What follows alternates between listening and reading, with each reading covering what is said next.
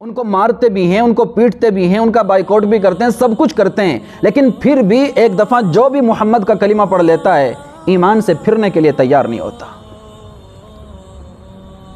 تو اللہ کے رسول صلی اللہ علیہ وسلم کی دعوت کے نتیجے میں جب آہستہ آہستہ لوگوں نے ایمان قبول کرنا شروع کیا اور لوگوں کی تعداد بڑھنی شروع ہو گئی تو قریش مکہ پریشان ہو گئے۔ ارے محمد پر تو لوگ بہت تیزی کے ساتھ ایمان قبول کرتے جا رہے، اس کی تعداد بڑھتی جا رہی، اس کا راستہ روکنا چاہیے، اس کے مشن کو روکنا چاہیے، اس کے راستے میں رکاوٹیں ڈالنی چاہیے، ورنہ ایک دن آئے گا کہ یہ ہم سب کے اوپر غالب آ جائے گا۔ طرح طرح کی تدبیریں، طرح طرح کی سازشیں اللہ کے رسول کا راستہ روکنے کے لیے کفار مکہ اور قریش مکہ نے شروع کر دی۔ ایسا بھی ہوا کہ آپ کے چچا خواجہ ابو طالب کے پاس آئے اور آ کر کے کہنے لگے ابو طالب بس بہت ہو چکا ہے، اپنے بھتیجے کو روکو، بہت ہو چکا ہے۔ اس نے سارے مکہ کے اندر ایک فتنہ کھڑا کر دیا ہے، بھائی بھائی سے جدا ہو رہا ہے، اولاد والدین سے جدا ہو رہے،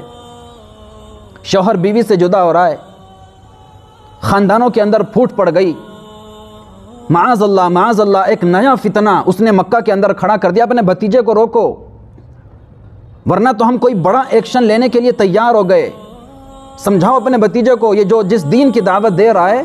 ذرا خاموش بیٹھ جائے اگر عافیت چاہتا ہے۔ بہت سختی کی آپ کے چچا کے اوپر، یہاں تک کہ آپ کے چچا نے آپ کو بلایا اور بلا کر بہت نرمی اور محبت سے سمجھایا، میرے بیٹے قریش مکہ میرے پاس آئے، بہت مجبور کر رہے اور کہہ رہے کہ اپنے بھتیجے کو روکو ورنہ تو ہم کچھ بڑا ایکشن لیں گے۔ بہت سمجھایا اللہ کے رسول کو، اور ایک جملہ آپ کے چچا کی زبان سے نکلا، میرے بھتیجے میرے اوپر اتنا بوجھ نہ ڈالو کہ میں برداشت نہ کر سکوں۔ اللہ، سارا مکہ ایک طرف ہو چکا ہے اور میں تنہا ایک طرف ہو چکا ہوں جو آپ کے ساتھ کھڑا ہوا ہوں، میرے بھتیجے میرے اوپر اتنا بوجھ نہ ڈالو کہ میں برداشت نہ کر سکوں۔ بس یہ سننا تھا۔ اللہ کے رسول صلی اللہ علیہ وسلم سمجھ گئے کہ اب چچا بھی اپنا ہاتھ کھینچنا چاہتے ہیں، اور ٹپ ٹپ آنکھوں سے آنسو گرنا شروع ہو گئے اللہ کے رسول کی آنکھوں سے، اور روتے ہوئے ارشاد فرمایا، میرے چچا اگر آپ میرا ساتھ دینے سے اپنا ہاتھ کھینچنا چاہتے ہیں تو پرواہ نہیں ہے، کوئی بات نہیں، لیکن سن لیں اور قریش مکہ کو جا کے سنا دیں،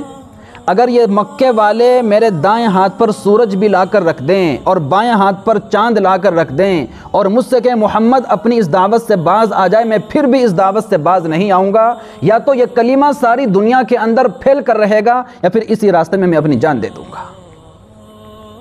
اللہ، یہ جذبہ میرے دوستو عزیزو اللہ کے رسول صلی اللہ علیہ وسلم کا۔